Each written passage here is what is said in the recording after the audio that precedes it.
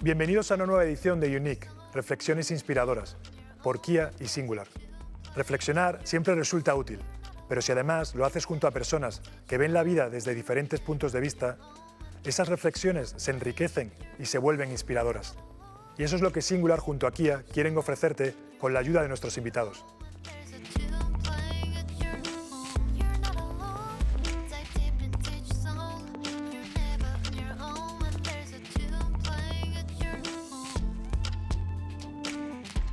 Hola a todos y bienvenidos a un episodio más de Unique.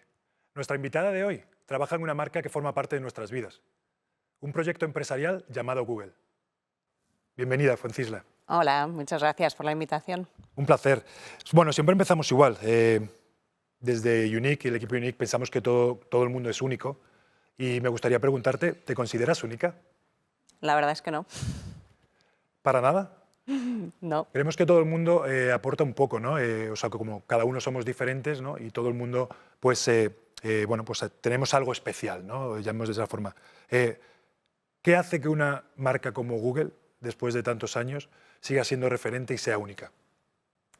Yo te diría que lo que le hace única es la obsesión que tiene por ayudar a sus usuarios cada día y ayudarles realmente a resolver esas preguntas, ¿no? O esas situaciones que tienen en su día a día. Nosotros decimos la misión de Google es organizar la información y hacerla universalmente útil y accesible, ¿no? Con el objetivo de hacernos la vida más fácil a cada uno de nosotros. Bueno, con todas esas herramientas, ¿no? Que cada vez...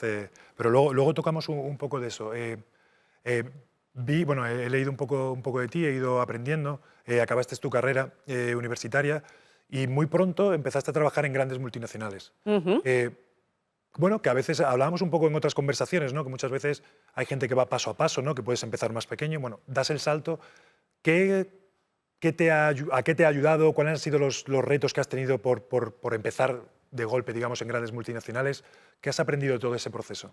Mira, yo te diría que las grandes multinacionales, pues como todo, tienen sus ventajas y tienen sus inconvenientes, ¿no? Quizás como entras en una compañía grande, normalmente cuando entras en una multinacional entras para hacer una labor muy concreta, versus, ¿no? Si empiezas una startup o en una pequeña empresa tienes que hacer un poco de todo.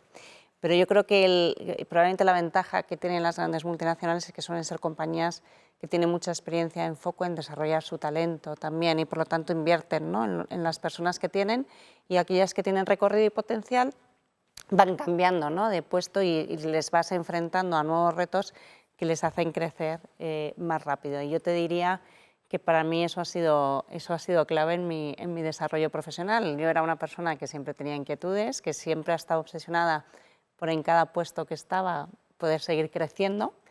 Y la multinacional tiene esto, que como son empresas muy grandes con muchos retos, pues si tú lo haces bien y tienes ganas de coger más retos, suele haber muchas más oportunidades de crecimiento. Que creo que es importante, porque es verdad, como dices, que al final, si no tienes ese objetivo, ¿no? O ese querer, como has dicho, ¿no? Ambición o de querer seguir siendo un poquito mejor, ¿no? Seguir mejorando uno mismo. Y luego otra cosa que he leído, que digamos que es tu versatilidad, podría ser cómo te has adaptado personalmente y cómo se ha adaptado, digamos, Google después de este tiempo, ¿no? Que hemos pasado, que ha sido un reto para todos. Entonces, no sé si lo puedes separar en dos partes, pero personalmente, ¿cómo te has adaptado o qué has aprendido de esta post-pandemia? Y Google como compañía, ¿qué cambios habéis tenido que realizar o estáis realizando por ello? Pues mira, yo te diría que tanto a nivel personal, ¿no? como a nivel de compañía ha habido que hacer muchísimos cambios y nos hemos tenido que adaptar. Y lógicamente en estos momentos de reto pues también hay muchos aprendizajes si te paras a pensar, ¿no? ¿Qué he aprendido de esto? Yo te diría que en mi estilo, ¿no? Fuencisla líder, ¿no? y líder de equipos, en el momento de la pandemia yo tuve que poner en marcha prácticas que quizá no hacía con tanta recurrencia. Tenía muy claro que en los momentos más críticos, cuando estábamos confinados, la gente tenía miedo, la gente tenía mucha incertidumbre y era súper importante estar muy cerca, aunque no estuviésemos presencialmente cerca, ¿no? Y yo como líder he dedicado muchísimo más tiempo a comunicar a nivel interno, a asegurarme y a comprobar pues, que la gente estaba bien, a tener conversaciones más personales. Lanzamos, por ejemplo, una newsletter interna que lo llamamos Seguimos con el ánimo bien alto y la lanzamos de forma bisemanal, o sea, con una frecuencia absolutamente, te diría, muy alta, porque la gente necesitaba saber qué estaba pasando, cuál era el punto de vista que tenía la compañía, y tenía ansiedad, ¿no?, por tener información. Fíjate que muchas de esas cosas que empezamos a hacer, monté, por ejemplo, cafés informales con la gente, ¿no?, y dejaba un hueco mío, el que quiera que se apunte a un café y a charlar con ellos. Bueno, pues hay cosas de estas que ahora he mantenido con menos frecuencia, pues esa newsletter que mandábamos cada 2 semanas ahora la mandamos de forma quincenal, porque no hace falta tanta sobrecomunicación como hacía falta en ese momento. Y sigo manteniendo esos cafés informales, aparezco en las reuniones de equipos de forma distinta para poder tener esa conversación más cercana. Entonces, para mí, sobre todo el ser mucho más cercano, el cuidar a las personas ha sido, te diría, fundamental. Eso fue en Cisla, ¿no?, como persona y como líder.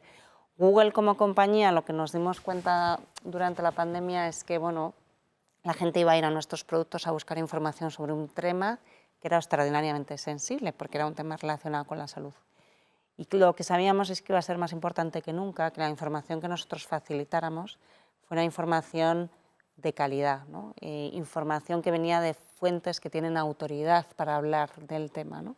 Y nos tocó hacer y esto es un reto a nivel mundial, porque lo tienes que hacer para todos los países, ¿no?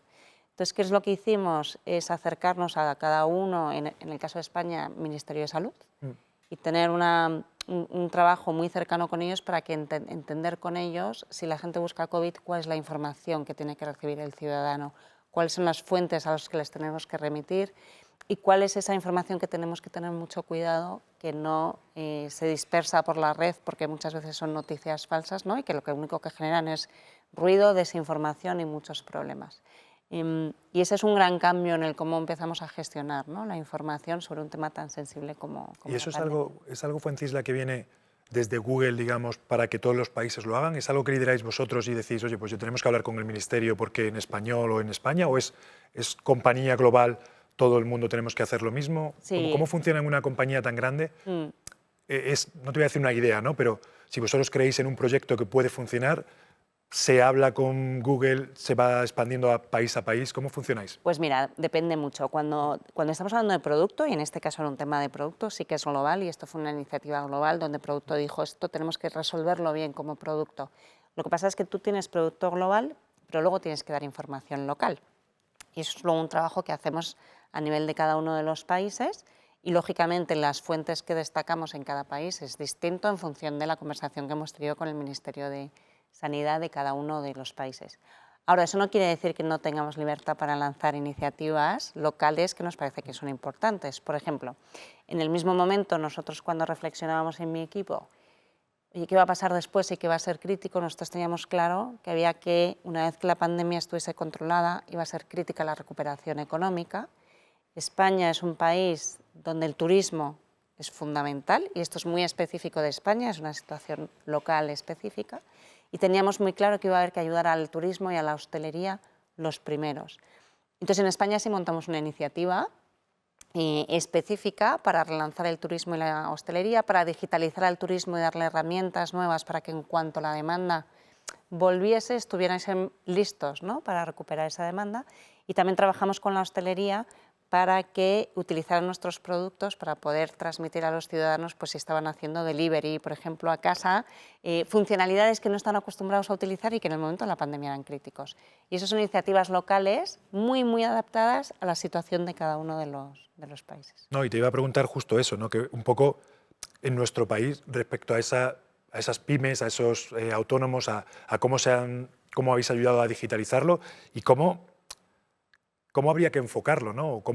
Porque ahora yo creo que todos nos hemos dado cuenta que si antes pensábamos que la tecnología nos ayudaba en muchos, ahora con estos meses yo creo que hasta el que menos creyera, ¿no?, en tecnología, creo que está ahora muy por la labor de decir, necesito hacer algo más si quiero estar, bueno, en el nivel que necesito estar, porque el usuario ahora me va a pedir otras cosas que antes no me estaba pidiendo. Sin ninguna duda, para mí hay un antes y un después, ¿no?, en relación a la percepción que tienen de la tecnología, te diría, pues tanto, ¿no?, los usuarios, la sociedad, como las empresas y particularmente las pymes. Y lo que ha metido la pandemia no solo se ha acelerado el uso de la tecnología por parte de todos nosotros, sino que las empresas han tomado conciencia, ¿no? Y para mí lo importante aquí además es entender, y eso es el primer paso, ¿no?, que la tecnología es fuente de creación de riqueza, de competitividad de un país y de bienestar, ¿no? Que a veces escuchas muchas noticias que te hablan siempre como del lado malo, ¿no?, de la tecnología. Tendemos a eso en casi todo, ¿vale? Lo malo, parece que lo malo, aunque sea menos o un porcentaje mucho menor, yo creo que en todos los sectores parece que es lo importante, ¿no? A lo que le damos más Peso. Sí, más Y yo peso. creo que la pandemia ha puesto en evidencia todo lo contrario, ¿no? Entonces, el primero es eso, se ha abrazado esta idea, se ha puesto de relevancia lo importante que es, y las pymes, yo te diría ahora, todas las empresas están rehaciendo, ¿no?, sus planes de digitalización y van a dar un paso adelante, ¿no? Claro, ¿qué significa esto?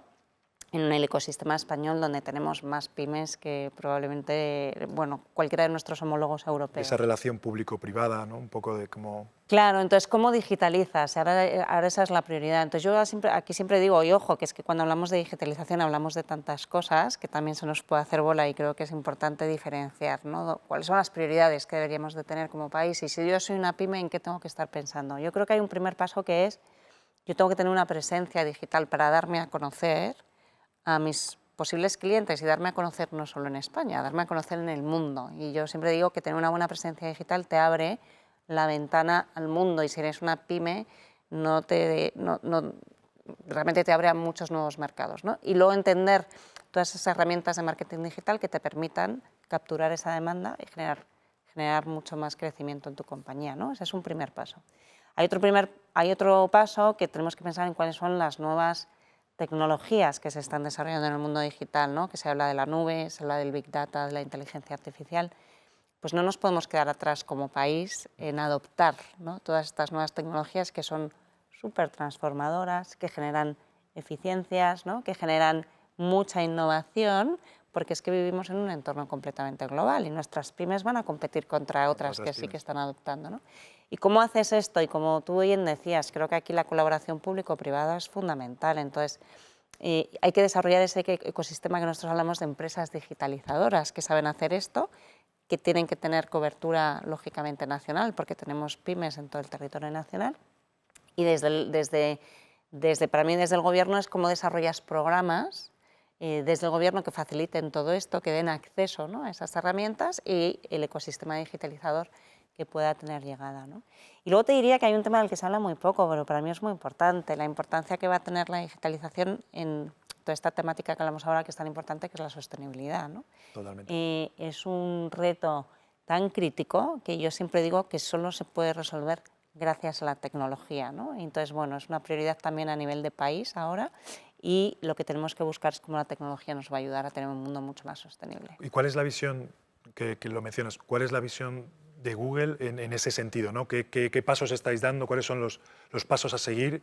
Que luego, por quien sois, va a haber muchas otras empresas que también sois el espejo de algunas empresas, por supuesto. Sin lugar a duda. Y por eso nosotros, fíjate, yo cuando digo que Google desde el 2007 era neutro en emisiones de carbono, la gente se me queda alucinada y me dice, yo eso no lo sabía.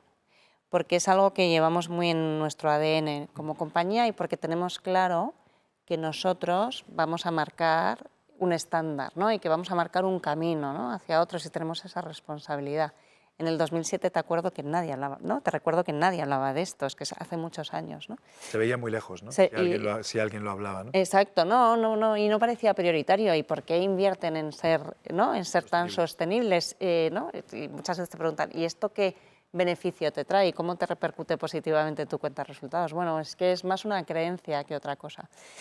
Entonces, tenemos ahora mismo nosotros, realmente es la nube más verde de toda la industria, pero seguimos trabajando porque la obsesión, y ahí voy, hemos marcado una aspiración muy importante, que es que en el 2030 queremos operar 24 horas al día, 7 días a la semana, en energía verde, que es un reto, es un reto brutal, ¿vale?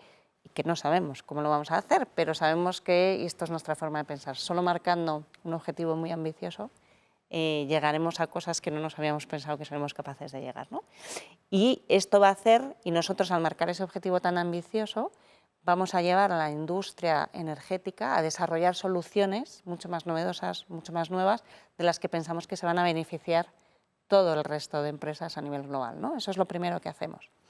Lo segundo que hacemos es que ayudamos, gracias a nuestra tecnología, a terceros a ser más verdes. Entonces, por ejemplo, hemos lanzado una plataforma que se llama Insights Explorer, Environmental Insights Explorer, donde trabajamos con grandes ciudades para, primero, que sean capaces de medir sus emisiones, porque para empezar no saben, y no saben ponerle un número, y trabajamos con ellos en entender el potencial de distintas opciones, ¿no? Pues energía solar hasta dónde te puede llevar, y para que eso les ayude a desarrollar sus planes, ¿no?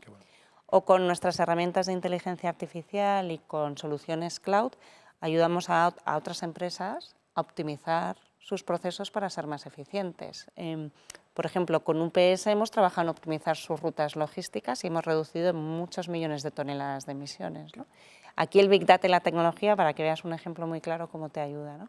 Y lo último que estamos haciendo es cómo, gracias a nuestros productos, ayudamos a toda la sociedad a ser conscientes de las decisiones que toman y a tomar decisiones más verdes.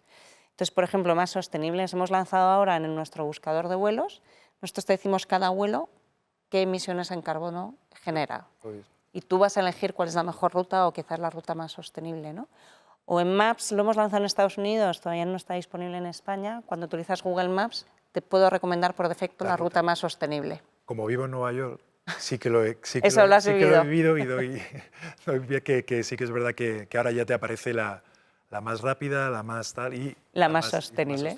Eso es. Y con todo esto que has contado, que dais muchísimas soluciones y ayudáis a muchas empresas, por supuesto, que tienen miles de retos. Muchas veces damos a entender, ¿no?, que estas grandes compañías tecnológicas bueno, pues que no tienen ningún otro problema tecnológico, pero voy a ponerme al revés. ¿Qué retos tecnológicos tenéis vosotros como Google? Porque, claro, ayudáis a mucha gente, pero tendréis vuestros propios, porque todo va avanzando. ¿Cuáles son los retos? ¿Qué es lo que más os cuesta planificar? ¿Cuál es el pensamiento digamos, del futuro también? Claro que los tenemos, y no sabes la cantidad de veces que me dicen, bueno, Francisca, que vosotros, como ya sois digitales, no os tenéis que transformar. Claro. Y esto no es así, porque esta industria va a una velocidad tremenda. Como te pierdas una ola de innovación, te has quedado fuera, ¿no? Y nosotros hemos tenido retos, por ejemplo, también se nos olvida, el iPhone se lanza en el 2007. Parece que que todos los teléfonos inteligentes han estado con nosotros toda la vida. No es el caso.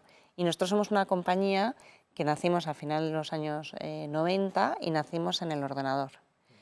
Para nosotros pasar del ordenador al móvil ha sido un reto tecnológico, cultural, organizativo muy importante. Y de hecho tuvimos que lanzar todo un programa a nivel de la compañía. Teníamos un lema que decíamos, somos mobile first, tenemos que ser mobile first, porque teníamos que cambiar la mentalidad de todos nuestros ingenieros, pero también nuestra organización de ventas, para hablar, diseñar y desarrollar desde, por y para el móvil, que es muy, muy distinto que el ordenador, ¿no? Y eso ha sido una gran transformación tecnológica y cultural que hemos tenido que hacer como compañía. ¿En cuál estamos ahora? Ahora estamos en el mundo de la inteligencia artificial. Hemos dicho que es la gran tendencia que viene, ¿no? Todo el mundo del Big Data.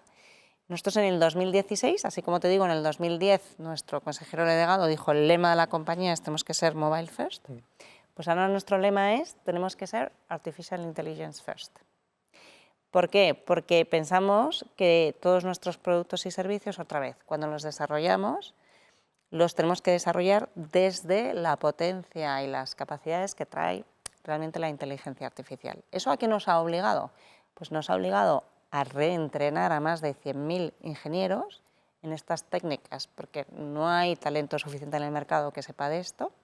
Hemos tenido que reentrenar a todo el mundo, pasarles por cursos, otra vez cambiar esa mentalidad y entender cómo hacemos eso otra vez, ¿no? Es la segunda vez que lo tenemos que hacer. Y si miramos más a futuro, pues quizás la tendencia de futuro donde estamos invirtiendo ahora y se piensa que puede ser la tecnología del futuro es la programación cuántica, ¿no? Y ahí es donde estamos invirtiendo todos. y tratando de ver hasta dónde nos puede llevar. Y todo esto, los cursos, al final todo va cambiando, ¿no? La forma de trabajar, los modelos de trabajo. ¿Cómo ha evolucionado eso dentro de vuestra compañía también? Desde la parte, digamos, de bueno, todos los trabajadores que tenéis. ¿Cómo se ha cambiado mucho? ¿Era algo que ya hacíais? Cuéntanos un poco cómo Pues se mira, me alegra que haga esta pregunta porque yo creo que hay un malentendido muy obvio y a mí me surge cuando hablo con otras empresas sobre cómo trabajábamos en Google. Y yo creo que hay mucha gente que daba por hecho que como éramos tecnológicos y hablábamos mucho de flexibilidad, ¿no? Y que Google tiene una cultura moderna, déjame decirlo de esta manera, yo creo que se daba por hecho que flexibilidad era igual a que ya trabajábamos mucho desde casa. Y esto no es así.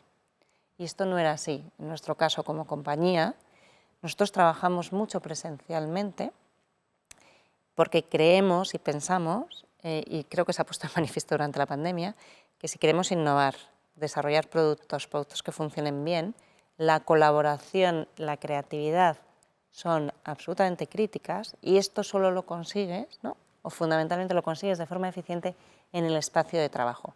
Y nosotros como cultura siempre hemos pensado que tener un espacio de trabajo, y por eso invertimos tanto en nuestras oficinas, ¿no? Yo creo que probablemente el futbolín de mi oficina es lo más, lo más fotografiado, ¿no? De nuestra oficina.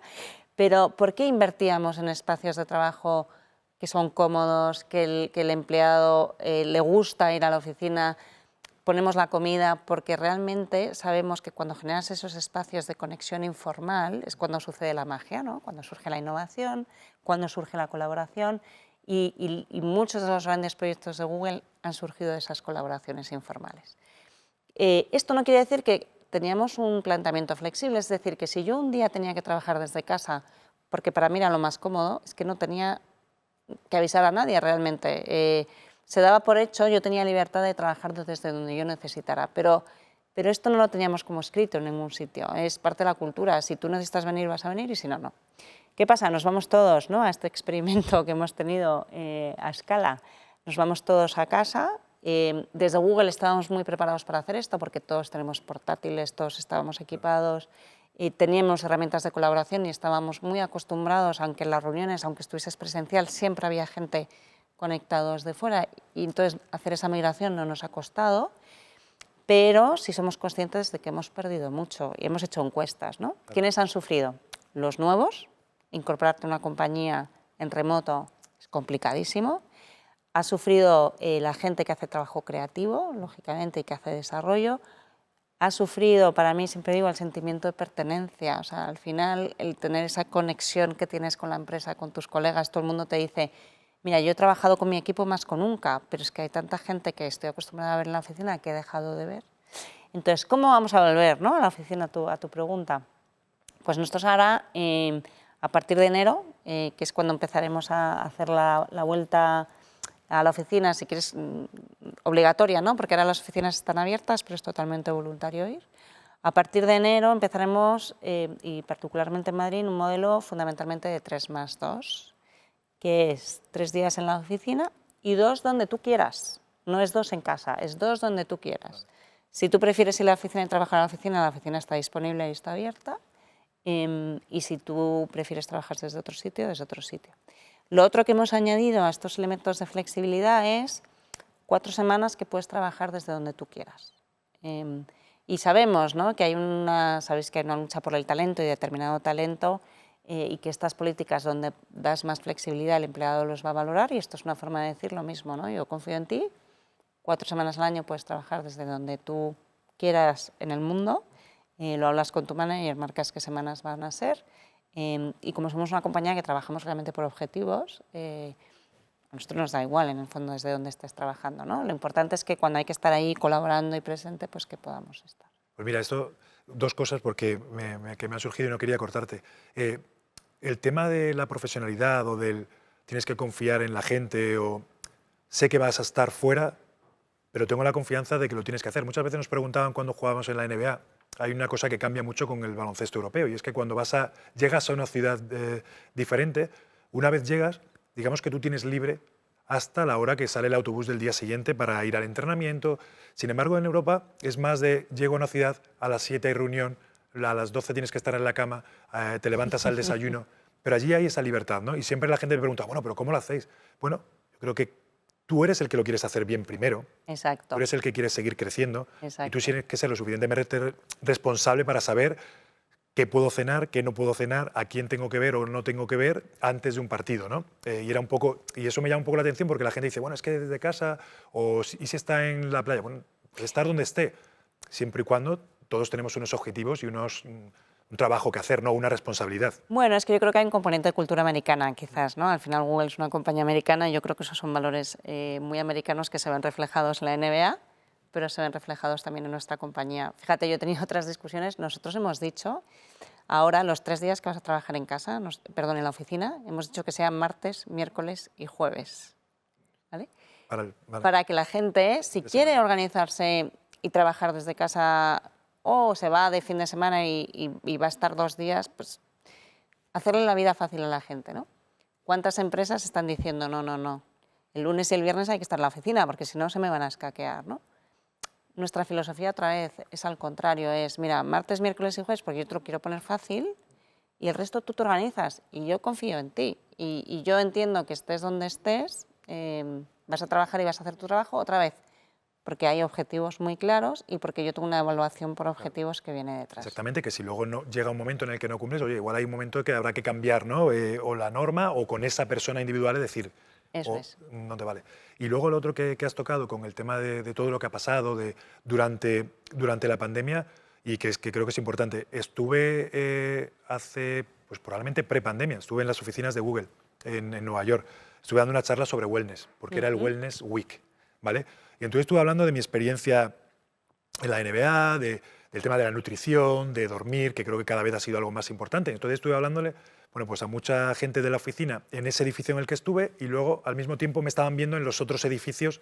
Sé que es importante para vosotros porque lo he vivido en persona. ¿Qué pensáis sobre este tema del tema del wellness, del tema mental, bienestar mental, que hay que estar bien? Y que es tan importante como cualquier otro tema físico, ¿no? Y creo que en todos estos meses quizás se hayan abierto un poquito más los ojos a todo el mundo de la importancia de que todos somos seres humanos, seamos quien seamos. Totalmente. Pero una vez más, yo creo que, bueno, estos son nuestros fundadores, ¿no? Desde el principio ellos tenían muy claro que para rendir bien en el trabajo tienes que estar bien como persona, ¿no? Y entonces lo mismo, parte de nuestra cultura, y lo tenemos muy metido en el día a día, es enseñar a nuestros empleados a comer bien, a descansar bien. Se comía muy bien. Sí, claro. Bueno, O sea, comimos allí aquel día y tengo que reconocer que era impresionante. pero te enseñan a comer, ¿no? Y yo te invito a comer en nuestras oficinas de Madrid, que se come todavía más rico que la de Nueva York. Pero educamos un montón a la gente a qué es comer sano, qué no es comer sano. Le ponemos puntos rojos y puntos verdes a la comida, ¿no? En función de... Y es una forma de educarles de, si quieres comer de esto, aquí está, pero ¿no? Los snacks tienen un punto rojo, ¿no? Y de hecho los snacks hemos decidido esconderlos, están en un cajón escondidos. Si quieres cogerlos, ahí están, ¿no? Las chocolatinas y las patatas, pero yo te ayudo a llevar una vida un poco más saludable.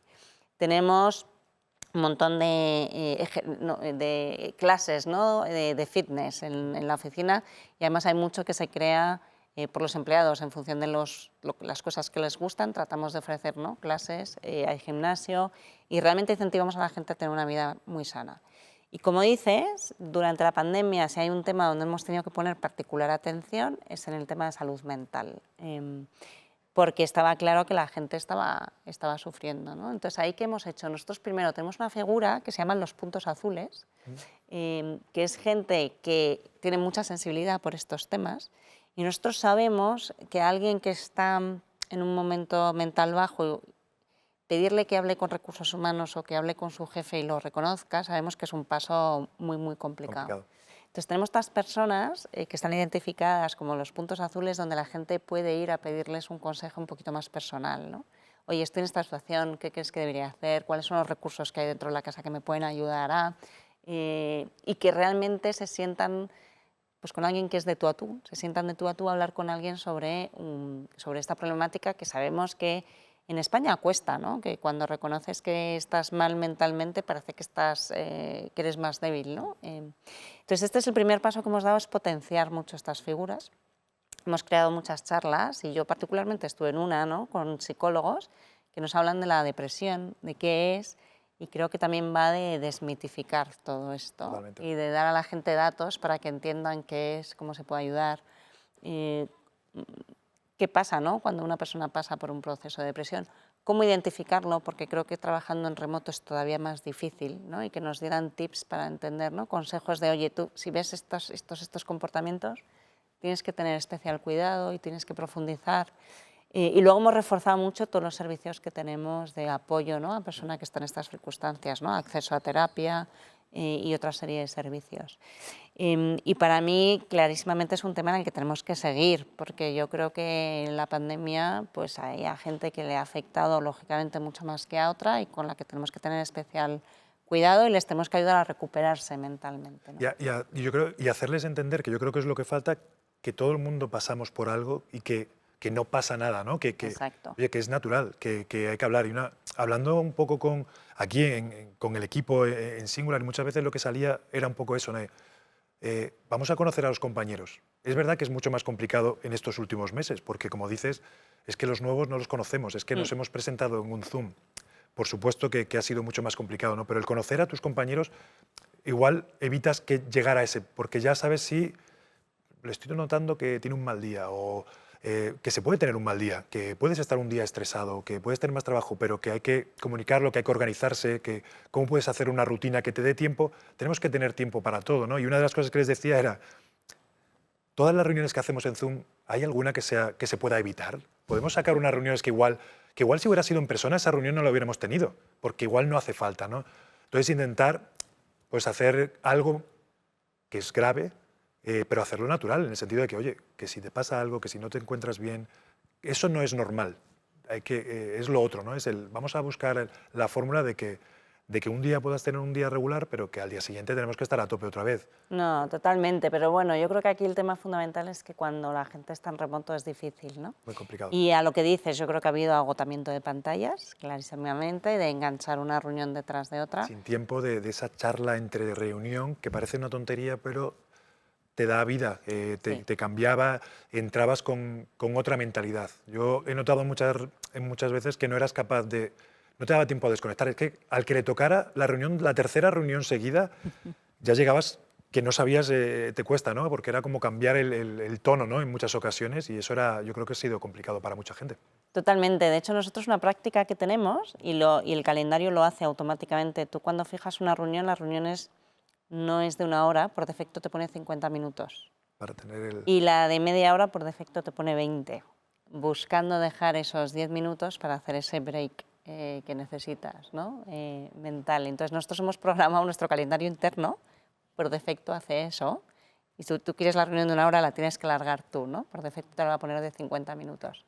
Y yo creo que son prácticas que al final ayudan, ¿no?, a desconectar.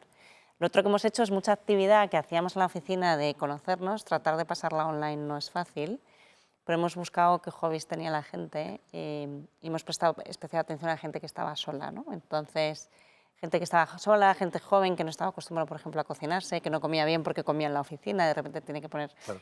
Y ahí hemos montado, pues, oye, ¿quién tiene pasión por la cocina? Pues venga, ¿quién quiere compartir recetas, ayudar a otros a cocinar, ¿no? Y hemos buscado montar esos foros donde la gente conectaba de forma informal y aunque fuera una videoconferencia, como estábamos cocinando, estábamos haciendo recetas, o los que tienen otro tipo de hobbies, ¿no?, cuidar plantas, ha habido sesiones de todo tipo, y que nos conociéramos e interactuáramos no solo para hablar de trabajo y para una reunión formal, sino buscando otros momentos, ¿no? Y eso la gente lo ha agradecido mucho. Y cambiando, al final está todo muy relacionado, pero el tema de la educación, educar en muchas cosas, ¿no? Pero como padres también, ese pensamiento crítico, creo que es un punto importante y que durante la pandemia incluso más con muchos de nuestros hijos en casa y tecnología, ¿qué piensas de este pensamiento crítico, de este tema que es muy sensible para mucha gente y que al final hay una línea, ¿no?, que tenemos que ponernos todos y que igual no es igual para todos, pero... Sí. A ver, desde luego, yo creo que siempre la educación, yo digo, cuando hablamos de la tecnología, ¿no?, y de los inconvenientes, ¿no?, que puede tener, sale siempre el tema de la desinformación, el tema de las fake news. Yo ahí siempre, ¿cuál es mi punto? Como yo lo veo es que, bueno, hay una parte donde las plataformas tenemos, ¿no?, una responsabilidad y tenemos que ayudar, lógicamente, a que el contenido que hay en nuestras plataformas y el contenido que se disemina o que se promociona, pues que sea contenido de calidad, como hablábamos al principio, y poner mecanismos para que aquello que es de dudosa calidad, pues que quizás no se pueda distribuir tan rápido. Pero hay un tema que nosotros no podemos sustituir y es el pensamiento crítico, ¿no? Y de hecho nosotros hemos trabajado con la FAT en desarrollar el pensamiento crítico en adolescentes, y tenemos un programa donde vamos a los colegios y hablamos de esto. Porque en el fondo, cuando a ti te llega una noticia o ¿no?, información vía un amigo, un email, un chat, lo que sea, tú lo primero que te tienes que parar a pensar es, ¿esto tiene sentido?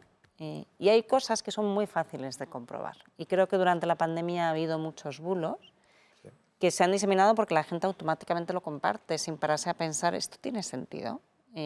¿Cómo puedo comprobar yo si esto es cierto o no es cierto? Y hay cosas que se pueden hacer que son relativamente fáciles de comprobar.